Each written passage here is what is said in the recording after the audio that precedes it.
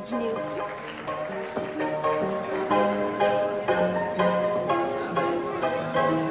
Bravo, c'est formidable. Vous êtes magnifiques, les filles.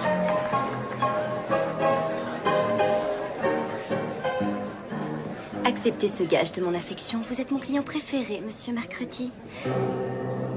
Ah, je dois y aller. Passez un bon spectacle et ne partez pas en courant.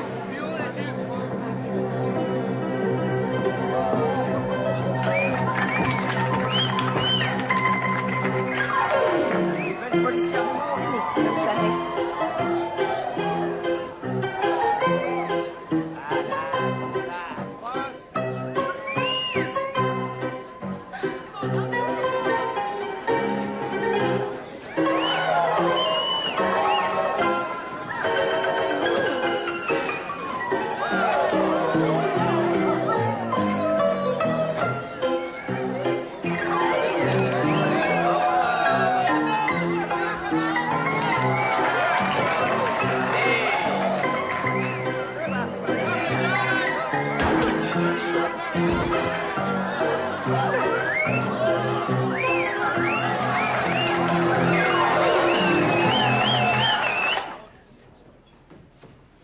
Le sulfureux Star Rome. Je te concède que ce n'est pas le spectacle le plus fin de la vie. Un bon cabaret burlesque peut être aussi divertissant qu'une soirée au music-hall, même si c'est un tantinet suggestif. Dites donc, ce cabaret attire toutes sortes de gens. Bonsoir, docteur. Inspecteur?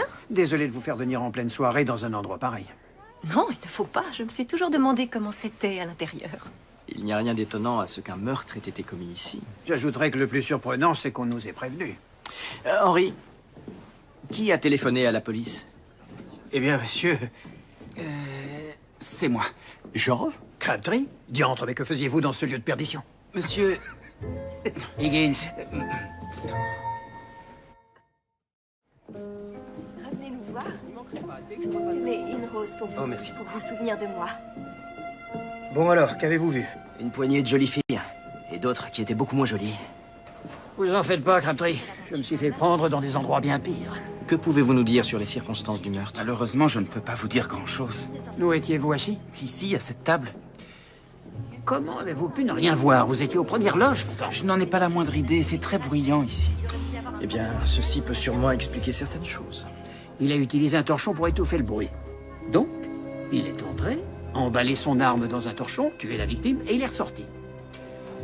La victime était morte depuis plusieurs minutes quand on s'en est aperçu. Ce qui a laissé le temps au tueur de s'enfuir. Et tu as quelque chose, Julia? Oui, une plaie par balle dans la zone temporale droite. Je ferai une autopsie complète à la morgue, mais je doute que la cause du décès change. C'est votre jour de congé, Georges? Tout à fait, docteur. Je suis désolée que le spectacle ait été brutalement interrompu. J'ai entendu dire qu'il était impressionnant. Je vous le confirme, docteur, c'est un... Eh bien... Bien. Oui. Oui. J'ai terminé mon travail pour ce soir, messieurs. Merci, Julia. Georges, racontez-moi avec précision ce qui s'est passé ici il y a une heure. Ça devait être au moment où mademoiselle Nina Bloom était sur scène. Ce qui expliquerait sûrement que personne n'ait rien vu. Elle est la raison pour laquelle les hommes viennent. Vous dites ça comme si vous étiez un habitué. Commençons, voulez-vous? Oui, que voulez-vous que je fasse? Rentrez chez vous, Crabtree. C'est encore votre jour de congé.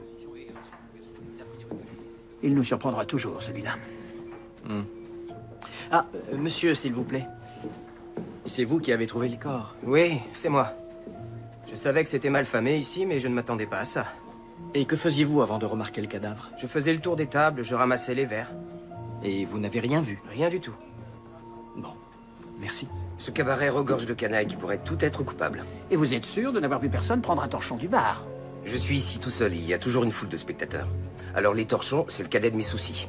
Vous connaissez l'identité de la victime? Il se faisait appeler Jerry. Un habitué? Depuis 2 ou 3 mois, oui. Il prenait toujours la même table, ne faisait pas d'histoire. Il avait un petit faible pour Lydia. Pour qui? Mademoiselle Lydia Hall, la rouquine.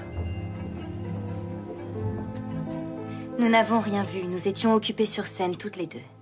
Vous n'avez même pas entendu le bruit de la détonation. Non. Nous vous l'avons déjà dit. Non. J'ai cru comprendre que vous étiez liée à la victime, mademoiselle Hall. Non. Pas vraiment. Si j'ai l'impression que vous me mentez, je vais être contraint de vous ajouter à ma liste de suspects. Maintenant, la vérité, je vous prie. Il s'appelait Jerry. Il avait une chambre sur Sumac Street, à l'angle de Sumac et de King. Merci. La voici. Julia, ça m'inquiète que George se soit mis à fréquenter tout seul un lieu de débauche comme celui-là.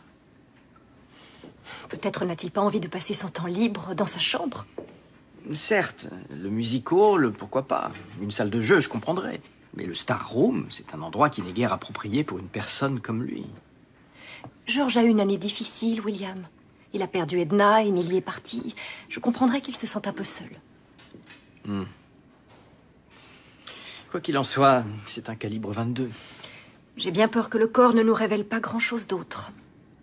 Ouais. Merci, Julia. Je crois que ce qu'il faut à George, c'est un ami.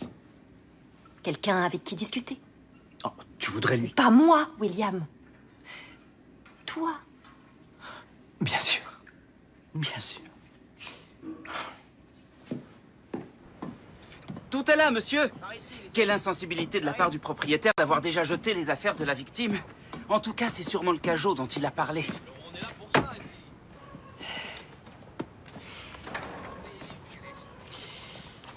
George, je me disais que vous et moi, nous pourrions passer une soirée tous les deux, en dehors du travail. Ah oui, ça me ferait très plaisir. Bien. Je me demandais si vous seriez tenté par une soirée au music hall. Pour tout vous dire, ça ne me plaît plus autant qu'avant. C'est trop compétitif. Oh. Bien. Alors, si nous n'allons pas au music hall, alors peut-être un concert ou une conférence. Ah oui, l'Association des géologistes canadiens organise une soirée de conférence fort intéressante sur le sujet de la tectonique. Il s'agit de la séparation des... Vous devriez peut-être choisir notre activité, George. Monsieur, je ne pourrais sans doute pas vous convaincre de passer la soirée au cabaret. Je sais que vous vous dites que c'est un spectacle à l'intention d'un certain public, mais en réalité, c'est d'une très grande finesse. Vous avez des artistes qui disent une chose tout en insinuant autre chose. C'est très culotté. Oui, je connais le principe du cabaret burlesque, George, mais j'ignorais que vous étiez friand de ce genre d'humour. Pour être totalement franc, c'est à cause d'une danseuse du cabaret, mademoiselle Nina Bloom. Cela va vous sembler idiot, mais elle est comme envoûtante. C'est son travail, après tout. Oui, j'en suis conscient, mais c'est difficile à expliquer. Entretenez-vous des liens intimes avec cette... Oh, d'où Jésus, non. Et pour elle, je suis un spectateur parmi les autres. Je vois. Il faut la voir évoluer sur scène pour comprendre. Oui, eh bien, peut-être trouverons-nous une activité qui nous plaira à tous les deux. Oui, monsieur. Ah, voilà. Un acte de naissance de Buffalo. Le nom complet de notre victime était Gerald Sloan. Tenez, je vous le confie, George. Renseignez-vous sur Monsieur Sloan auprès de ses voisins, de son employeur. Et aussi, je crois que vous devriez obtenir quelques informations utiles en interrogeant la danseuse Lydia Hall. Bien. Fort bien, George. C'est très agréable de discuter comme ça, tous les deux. Très agréable.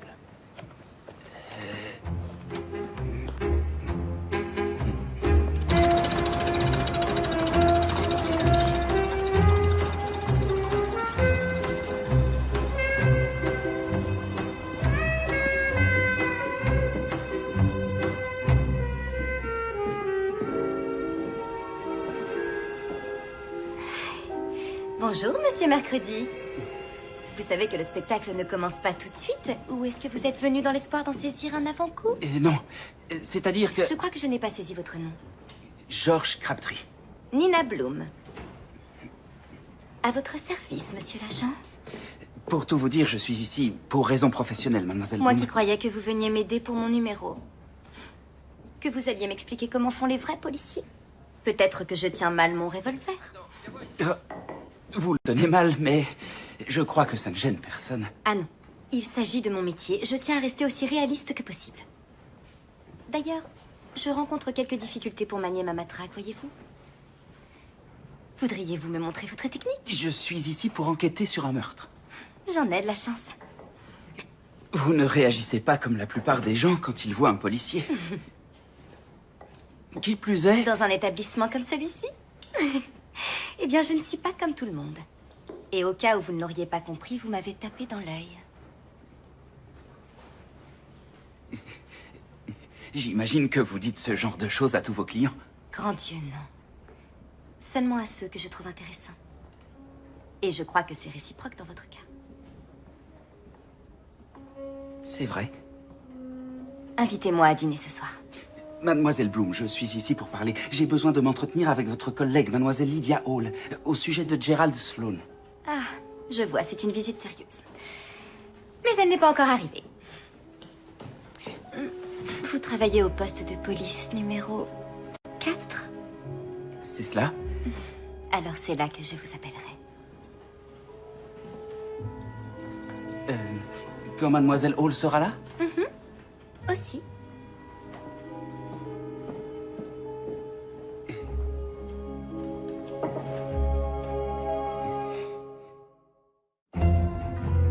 Monsieur, nous n'avons toujours pas trouvé l'arme du crime, malheureusement. Les hommes ont retourné le Star Room sans résultat. Ça ne m'étonne pas, George. Qu'avez-vous découvert sur la victime? Là non plus, rien. Il n'avait pas d'emploi et pourtant il avait donné une avance de 6 mois à son propriétaire. Sa famille? Il n'avait personne. Pour tout dire, on pourrait croire qu'il n'existait pas il y a 6 mois, ni ici, ni à Buffalo. Non, c'est normal. Pardon? Le certificat de naissance est un faux. Gerald Sloan n'existe pas. Une petite excursion américaine s'impose. Je ne comprends pas ces Américains. Ils se sont obligés de faire flotter leur drapeau à tous les coins de rue. C'est la fierté nationale, monsieur. En ça, il ne diffère guère des Britanniques, je crois. Oui, mais notre drapeau est subtil, d'une simplicité qui le rend puissant. Ah, je vois. D'après les indications de George, le poste de police devrait se trouver sur ce trottoir. Nous ne pouvons qu'espérer qu'il n'avait pas la tête ailleurs lorsqu'il nous les a notés.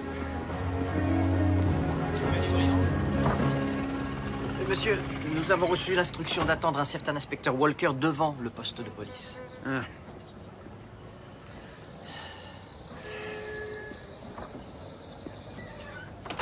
Murdoch et Brackenreed.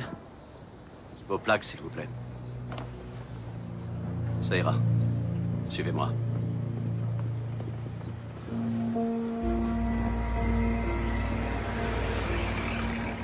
Vous voulez des informations sur Gerald Sloan? Vous n'êtes pas les seuls. Ah non? Ça n'a plus grande importance maintenant. Alors, pour commencer, il ne s'appelait pas Gerald Sloan. Son vrai nom, c'était Jerry Sachs. Et pourquoi diable ce Sachs avait-il décidé de changer de nom? J'étais parvenu à le coincer. Et plutôt qu'aller en prison, il nous a livré des informations sur l'homme qui dirigeait toute l'entreprise. Grâce à son témoignage, on a pu l'emprisonner. Et moi, j'ai mis Sachs à l'abri. Vous avez falsifié son acte de naissance? En échange de son témoignage, Sachs a reçu une nouvelle identité, de l'argent et un aller simple pour une nouvelle ville. Il a choisi Toronto. Il n'a rien choisi du tout, c'est nous. Vous avez installé un criminel chez moi sans même un appel de courtoisie? Il aurait été contre-productif de vous tenir au courant, inspecteur. C'est inconcevable. Croyez bien que j'en toucherai 2 mots à vos supérieurs. Oh, ça n'a plus d'importance maintenant. Sachs était le sujet test d'un programme de relocalisation des témoins. Mais étant donné qu'ils l'ont retrouvé, je doute qu'on me laissera recommencer. Qui l'a retrouvé, inspecteur? Contre qui ce monsieur Sachs a-t-il témoigné? Contre le fondateur de la main noire de Buffalo, Giuseppe Falcone. Vous avez entendu parler de lui? Si vous aviez daigné nous mettre dans la confidence, Sachs serait peut-être encore en vie. Quoi qu'il en soit, je suppose que la main noire continue à sévir en dépit de l'incarcération de monsieur Falcone. Nous pensions que son fils prendrait le relais de Giuseppe Junior, mais il a disparu depuis plusieurs semaines. Nous voulons interroger Falcone. Il faudra un peu de temps pour l'organiser. Nous en avons beaucoup. Savez-vous si monsieur Sachs avait une famille? Oui, une épouse et des enfants. Ah, pouvons-nous... Vous me délestez d'un poids.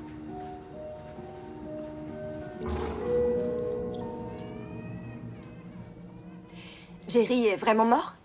J'en ai bien peur. Nous pouvons faire transporter son corps de Toronto jusqu'ici. Ce ne sera pas utile. Ça m'obligerait à payer la note de l'enterrement. Vous ne le saviez peut-être pas, Madame Sachs, mais votre mari a obtenu l'asile chez nous en échange de son témoignage. Aussi, j'en suis tout à fait consciente. Nous étions prêts à déménager. Mais ce fumier est parti sans la moindre explication et je n'ai plus jamais eu de ses nouvelles. Vous deviez partir tous ensemble? Ça faisait partie de l'accord. Faut-il avoir un cœur de pierre pour prendre la poudre d'escampette en abandonnant sa femme et ses 3 enfants? Vous n'avez jamais cherché à le suivre? Je l'aurais fait volontiers si j'avais su où il était allé. Où étiez-vous avant-hier soir? Vous n'êtes pas sérieux? Je faisais ma rotation de 16 heures à la fabrique de savon Larkin. Dieu soit loué, je devrais pouvoir démissionner dans peu de temps. Pourquoi dites-vous ça? Mon mari est décédé, inspecteur. Je vais enfin pouvoir refaire ma vie.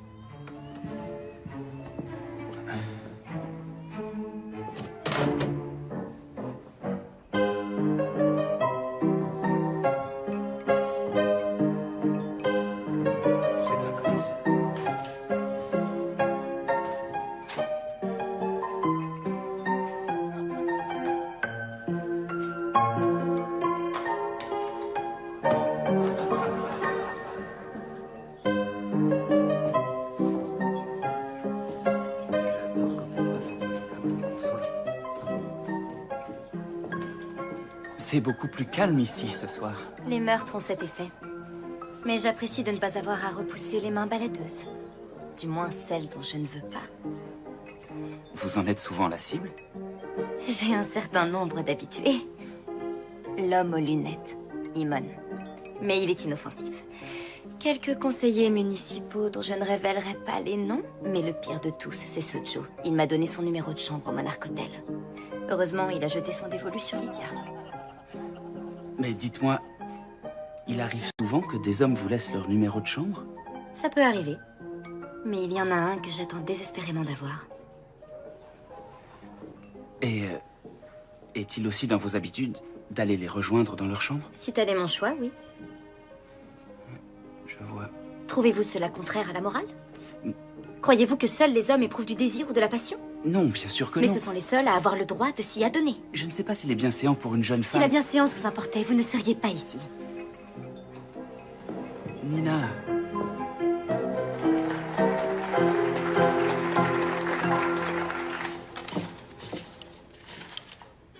S'il vous plaît, apportez-moi une bière et je prendrai le poulet. On n'en a plus. Bon, alors donnez-moi ce que vous avez. Je regrette. Nous n'avons plus rien à vous offrir. Foutaise. Une auberge qui ne sert pas à manger? Je vous en prie, venez voir par vous-même. Tout ce qu'il nous reste, ce sont les détritus du poulet du jour. Quel détritus? Eh bien, les ailes, impropres à la consommation. J'ai tellement faim que je mangerai les plumes. Faites-les-moi frire. Mais monsieur, c'est de la peau et des os. Je suis prêt à offrir un bon prix pour des ailes que vous aviez jetées. Si vous insistez, Allez. prépare-les. Très bien. Serre-lui une bière. Monsieur Falcon sera au poste de police demain matin. Excellent. Vous avez faim? Que mangez-vous? Mon dîner. Je les ai agrémentés de sauce piquante. Vous devriez goûter. Non, sans façon. Vous avez tort. Je vais vous dire, ces ailes de poulet sont mon seul plaisir à Buffalo. Il a l'air d'aimer. Non, mais tu te rends compte? Les Canadiens mangent nos détritus maintenant.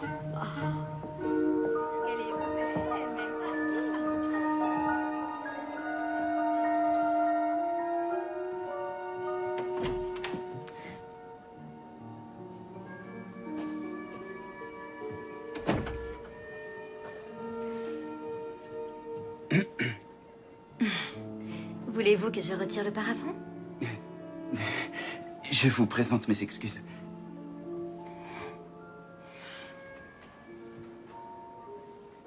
Si vous le souhaitez, je peux revenir plus tard. Que faites-vous ici, George? J'étais à la recherche de Lydia Hall. Je ne suis pas sûre que ce soit vrai. Je sais ce que vous voulez. Cette façon que vous avez de me regarder quand je suis sur scène.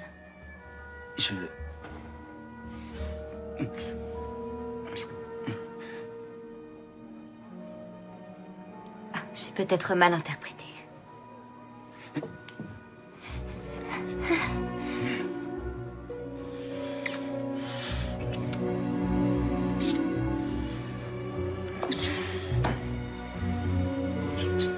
Ou peut-être pas.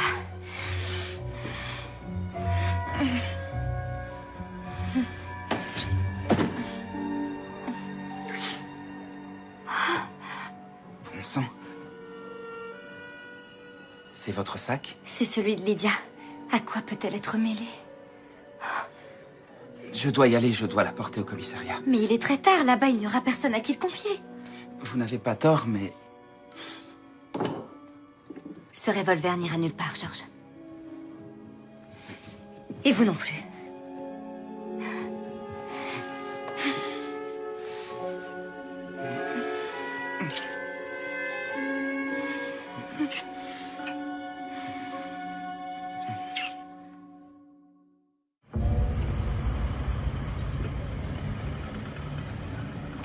Je vous en prie.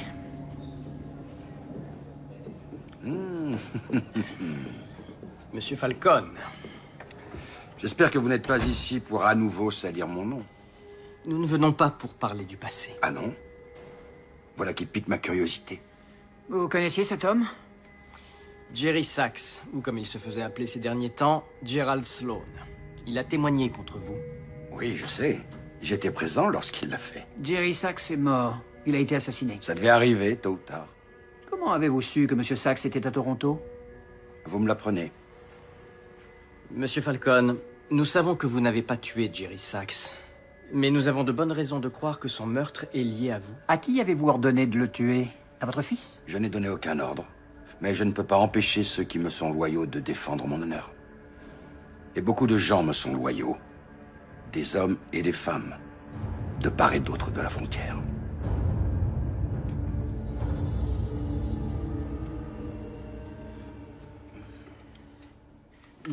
Nina, mais qu'est-ce que tu fais? Arrête! Je me demande pourquoi Lydia avait besoin de ça. Nina, donne-le-moi. Oh non. C'est une pièce à conviction. Il va y avoir tes empreintes dessus maintenant.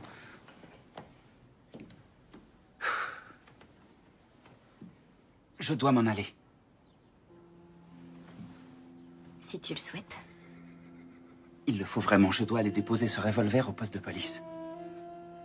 Tu sais où me trouver. Mais oui.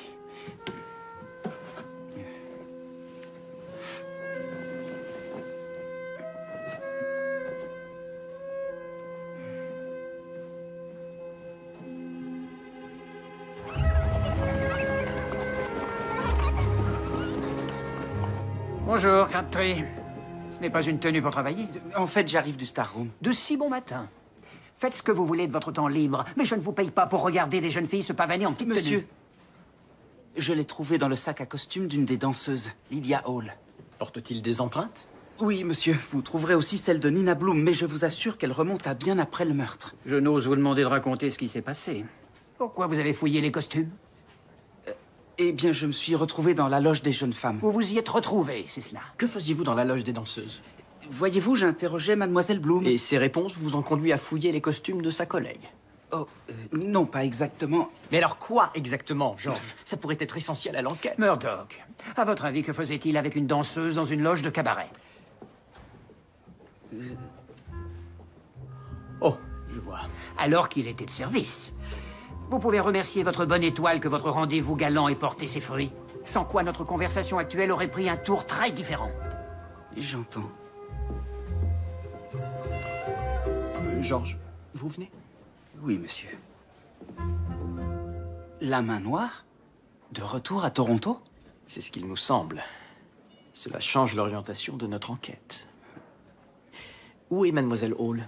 Au Star Room? Non, monsieur, elle n'a pas travaillé hier soir, je vais la trouver. Fort bien, George. Monsieur, j'aimerais demander l'aide de Mademoiselle Bloom avec votre permission. Mais elle est peut-être impliquée dans l'affaire. Je suis convaincu du contraire. Restez sur vos gardes, George. Monsieur? Crabtree, c'est un excellent conseil. Une femme comme elle, il va se faire manger tout cru. Julia pense que George souffre de solitude. On pourrait dire ça comme ça, sans doute. Je vais appeler Margaret. Pardon?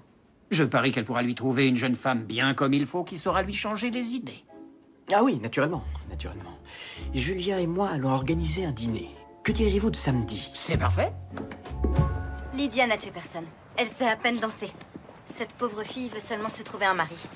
De toute façon, elle était sur scène avec moi. Oui, bien sûr, mais l'arme était dans ses affaires. Elle sait forcément quelque chose. À propos de cette nuit, Je suis toute oui. c'était fort agréable. Enfin, c'est un euphémisme, c'était... Je veux dire que... Ce que je veux dire, c'est que nous nous connaissons à peine et que... Et que quoi? J'imagine que tu dois avoir certaines attentes. Moi, tes attentes? Et je voulais que tu saches que je suis un homme d'honneur. Je n'ai pas envie de t'épouser, George. Bien sûr, nous n'y sommes pas... Pas encore. Nous n'y serons jamais. Je ne sais absolument rien de toi. Et de toute façon, je ne suis pas ce genre de femme. C'est-à-dire, Bonne à marier. tu as une piètre opinion de toi. Bien des hommes fermeraient les yeux sur ton passé. Cela ne me ferait ni chaud ni froid. Contrairement à Lydia, je ne danse pas au cabaret dans l'espoir de trouver un mari. Alors pourquoi? Parce que j'adore y danser. Et que je ne me refuse pas les choses qui me procurent du plaisir. Toi y compris, George. Si cela me fait baisser dans ton estime, alors tant pis. Pas du tout. Soit. Alors si tu souhaites continuer à profiter de ma compagnie, tu es le bienvenu. Dans le cas contraire, je te libère tout de suite. Ce n'est pas ce que je veux. Alors cesse de t'interroger sur le bien et le mal. Laisse-toi porter. Je ne suis au courant d'aucune main noire ici, ni d'aucun étranger. Tout ce que je sais, c'est que votre présence nuit à mes affaires. Plus tôt on aura attrapé le coupable, et plus tôt on arrêtera de vous embêter. Écoutez, c'est vous le barman ici. Vous savez mieux que quiconque ce qui se passe dans le cabaret. Qui connaissez-vous qui pourrait avoir des liens avec la famille Falcon à Buffalo? Mon commis de salle est de Buffalo. Miles Hart. Le même commis de salle qui a découvert le corps? Oui. Où est-il maintenant? Regardez-moi cette pagaille. Pas ici, de toute évidence. Il y a peut-être un dernier endroit, mais il faudrait qu'elle soit désespérée pour s'y cacher. Où est-ce? La maison de ses parents. Par ici. Tu es vraiment convaincu de pouvoir faire tout ce que tu veux au mépris des conséquences? Au mépris de quelles conséquences? De ta réputation? Ma réputation, ce n'est pas moi. Moi, je le sais, mais d'autres pourraient... Tu agis toujours conformément aux attentes des autres. Eh bien, je ne sais pas. Que recherches-tu? À quelle vie aspires-tu, Georges? Une vie respectable, sans doute, comme tout le monde. Donc, tu as été élevé dans l'idée que tu rencontrerais une femme, que tu l'épouserais pour fonder une famille, ce qui vous rendrait heureux jusqu'à la fin de vos jours. Oui, plus ou moins. Et tu y es parvenu? Non. Est-ce que ça prive ta vie de sens? Est-ce que ça te rend moins homme? Je ne sais pas. J'espère que non. Je crois qu'il faut faire ses propres choix. Rien ne nous oblige à suivre un chemin sous prétexte qu'on nous l'a tracé. Se marier, ne pas se marier, qu'est-ce que ça peut faire? C'est ici. Lydia? Ah, Nina! Ah, Mademoiselle Hall! Mademoiselle Hall! Je n'ai rien dit, je veux le jure! Calmez-vous. Pitié, lâchez-moi! Je suis l'agent George Crabtree, je viens vous aider.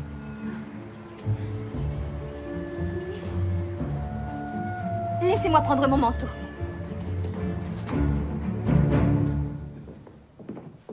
Mademoiselle Hall, asseyez-vous ici. L'inspecteur Murdoch va vous recevoir. Giltman, allez chercher l'inspecteur. Si tu n'as rien fait de mal, alors dis-leur simplement la vérité. Et si j'ai fait quelque chose? Oh, Lydia. Ne sois pas trop dure avec elle, c'est une fille simple, je t'assure. Oh, Nina, l'inspecteur Murdoch est l'homme le plus juste que je connaisse. Écoute, je ne l'aurais jamais retrouvé sans ton aide. Je t'en suis très reconnaissant. Je t'en prie. Mais avant de partir, je veux ma récompense. Quelle récompense? Entrez! Monsieur? Mademoiselle Bloom, la maréchaussée vous remercie de votre assistance. Oh, on m'a déjà remercié, inspecteur. Maintenant, si vous le permettez, nous avons du travail. Tout comme moi, au Star Room. Ce n'est jamais le même spectacle. Au revoir, Georges.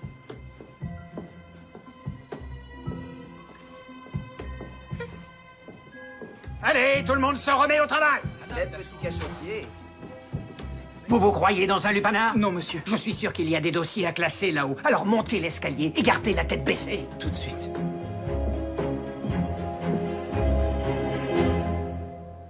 Cette arme a été trouvée parmi vos costumes. Comment s'est-elle retrouvée là? Je n'en sais rien. Mademoiselle Hall, il faut bien que vous vous rendiez compte que pour l'instant, vous avez de très sérieux ennuis. Entrave à une enquête en cours et vraisemblablement complicité de meurtre. Maintenant, comment cette arme s'est-elle retrouvée parmi vos effets personnels? Ce soir-là, j'étais sur scène. Après le spectacle, je suis allée directement dans ma loge, comme je le fais chaque soir après mon numéro, pour me reposer un moment. Je n'étais pas au courant du meurtre. Quelqu'un a crié que personne ne devait sortir et que la maréchaussée était en chemin. Il est entré à ce moment-là. Qui ça? Je ne pouvais rien faire pour le repousser. Mademoiselle Hall, qui est entré? Je ne peux rien vous dire. Il m'a défendu de le dénoncer.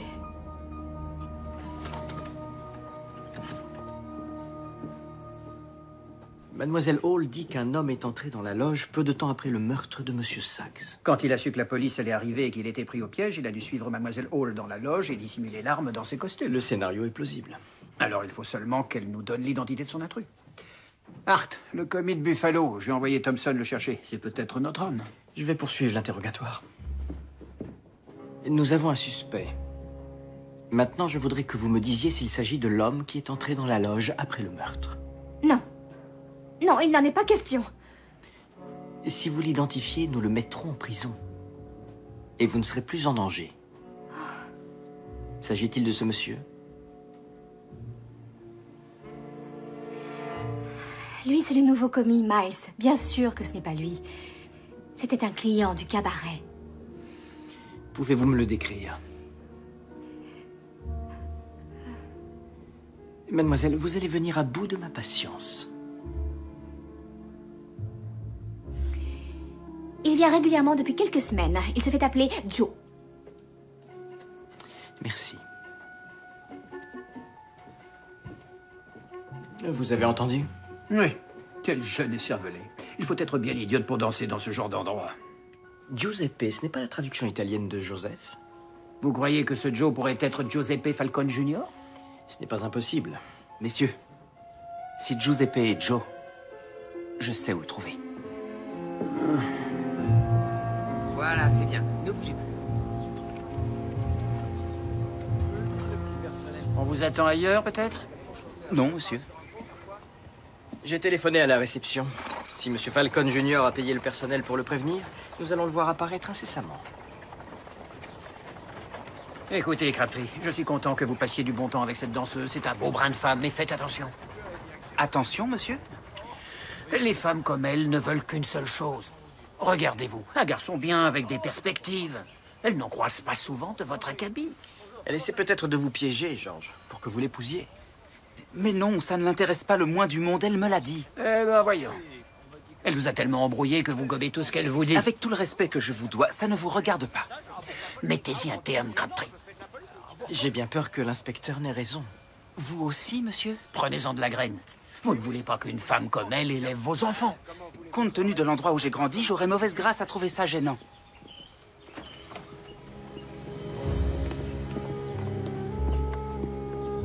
C'est lui. Je l'ai aperçu au Star Room.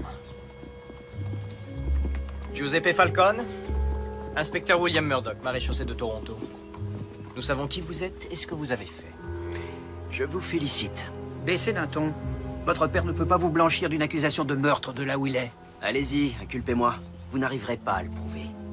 Mais ce sera amusant de vous regarder vous ridiculiser. Saxe a mérité la balle qu'il a prise. Vous étiez au Star Room au moment du meurtre. J'ai fait ma déposition auprès de vos agents. Sauf que vous avez omis votre séjour dans la loge des danseuses, où vous avez caché l'arme du crime. C'est une très jolie histoire. Écoutez, je n'ai pas dit que ce n'était pas moi. Alors dites que c'est vous. Pourquoi je ferais ça? Cette arme a été retrouvée parmi les costumes d'une danseuse du Star Room. Personne ne dira que c'est la mienne. Ce ne sera pas nécessaire. Nous avons relevé vos empreintes dessus. Nous n'avons besoin d'aucune autre preuve. Attendez. Attendez. D'accord, c'est mon arme. Mais je n'ai tué personne. Bien sûr. Je vous assure. J'avais l'intention de le tuer. Enfin, c'était prévu que je le tue, il y a longtemps. Seulement, je n'ai pas réussi. Mais je suis un Falcone. Il fallait que je m'en attribue le mérite. Même si vous ne l'aviez pas tué? Ça peut quand même être moi, non? Même si je ne vais pas en prison. Monsieur, la balle n'a pas été tirée avec l'arme de Falcone. Donc il a dit la vérité? Semble-t-il, oui. Pourtant, il a été envoyé ici dans cet objectif. Son père était donc au courant que Monsieur Saxe était ici à Toronto. Mais alors, qui l'a dit à Falcone Senior? C'est cette danseuse. Elle a débarqué à Buffalo et n'arrêtait pas de parler de Jerry. Quelle danseuse est allée à Buffalo? Celle qui m'a fait du rentre-dedans, la rouquine. Jerry avait déjà une femme à Buffalo, mais il a dit qu'il voulait m'épouser. C'est ce qu'il vous a dit. Il m'a tout raconté. C'était un voyou lorsqu'il était à Buffalo, mais il a décidé de rentrer dans le rang. Alors il a changé de nom et il est venu ici refaire sa vie. Je suis navré, mais ce n'est pas tout à fait vrai. Mais si. Il voulait m'épouser, mais sa femme ne l'a pas laissé faire. Alors vous avez décidé d'aller parler à sa femme à Buffalo. J'ai pensé que si je lui montrais qu'elle n'avait plus rien à tirer de Jerry, elle n'insisterait plus. Que vous a dit Madame Saxe quand vous l'avez vue? Qu'elle voulait divorcer. Qu'elle avait un nouveau prétendant, mais qu'elle ne savait pas où trouver Jerry. Alors vous lui avez dit? Naturellement. J'ai dit à Jerry que tout était arrangé. Il s'est mis très en colère. Je n'ai pas compris pourquoi. Jerry Saxe a obtenu une nouvelle identité en échange de son témoignage contre un criminel très puissant. Comment? Sa famille était censée le rejoindre, mais il est parti tout seul. Il n'avait pas l'intention de m'épouser, c'est ça? Il m'a menti. Il m'a menti sur tout. Oh, mes seigneurs. Je leur ai dit où était Jerry. Il a été assassiné à cause de moi. Tout ça, c'est ma faute. Oh. Tout ce que je voulais, c'était un mari. Je voulais seulement pouvoir marcher enfin la tête haute dans la rue.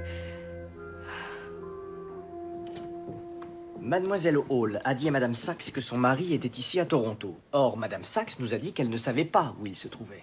Pourquoi nous mentir? Elle n'a pas tué son mari. La fabrique a confirmé qu'elle avait travaillé 16 heures ce jour-là. Elle n'a tué personne. Continuez. Eh bien, Madame Sachs a dit à Mademoiselle Hall qu'elle avait un nouveau prétendant et qu'elle avait l'intention de se remarier.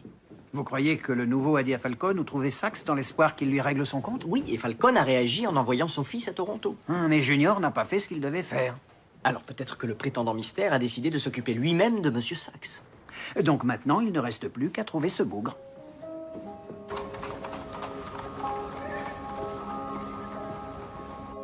Merci. Julia, aucun des clients du cabaret burlesque n'a vu ni entendu quoi que ce soit. Même Georges n'a rien remarqué. Il était pourtant assis tout près de la victime.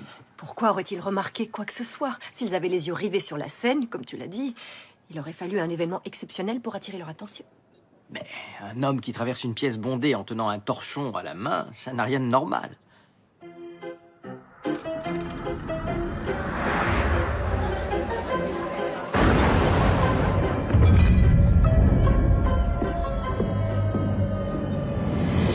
Vous êtes sûr qu'il est ici? Le barman du Star Room m'a dit qu'il était reparti pour Buffalo. Espérons qu'il n'a pas menti. J'en doute. Il a réussi là où Junior a échoué. Falcon voudra le récompenser.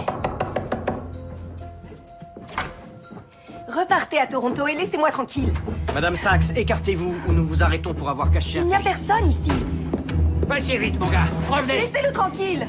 Miles voulait seulement m'offrir une vie meilleure. Miles Hart, je vous arrête pour le meurtre de Jerry Sachs. Vous ne pouvez pas m'arrêter. Je suis un citoyen américain. Les documents d'extradition. Le Canada, c'est par ici, monsieur Hart. Madame.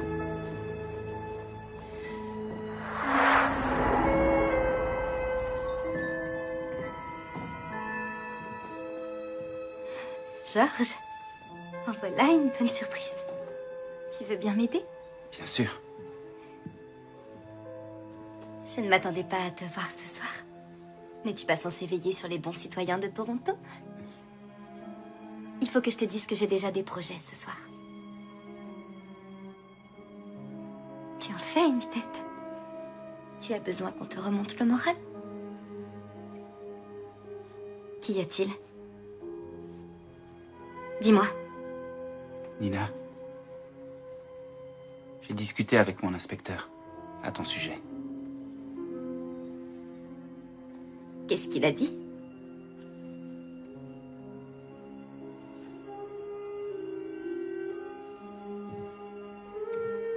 Rien.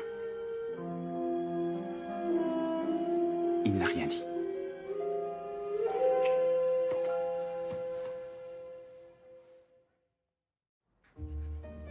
Une soirée décontractée avec des amis. C'est exactement ce qu'il faut à Georges pour se sortir une bonne fois pour toutes sa danseuse de cabaret de la tête. William, ce n'est pas à toi de juger les personnes avec lesquelles Georges choisit de passer son temps. Je veux seulement dire que Georges mérite quelqu'un de mieux. Tu ne la connais même pas. Elle a une réputation. Moi aussi, j'ai ma réputation. C'est à travers elle que tu me juges. Et l'inspecteur en chef et toi, livrez en pâture cette pauvre femme à Georges. Non, c'est une jeune dame charmante. Son père est propriétaire d'une papeterie sur une des avenues les plus chics. Oh, c'est vrai que Georges est tellement féru de stylo. Mais oui. Je ne vois pas par quel truchement cette soirée pourrait être une bonne idée. Allons mettre nos invités à l'aise, tu veux bien? Nous nous installerons dans la salle à manger quand Georges arrivera. Fromage? Ce doit être très agréable de ne pas avoir à faire votre cuisine. Si vous aviez goûté l'abomination que Thomas a osé me servir hier soir. Monsieur, pas les... Si, tout à fait. Margaret a pu goûter aux ailes épicées de Buffalo. Mes fils se sont régalés. Effarant. Monsieur Crabtree va arriver bientôt? Ah oui, j'en suis convaincue. Mais ne vous rendez pas trop disponible. Les hommes bien aiment relever des défis. Oh, voici l'homme que nous attendions tous. Maintenant, levez-vous. Qu'il voit vos beaux attraits. Bienvenue. Merci pour votre invitation, Dr. Ogden. Nous sommes heureux de vous recevoir, Georges. Je me suis permis de venir accompagner. Je suis enchantée de pouvoir participer à votre petite réunion. Crabtree? Thomas, c'est toujours pareil. Mes amis, je vous présente ma nouvelle dulcinée, Nina Bloom.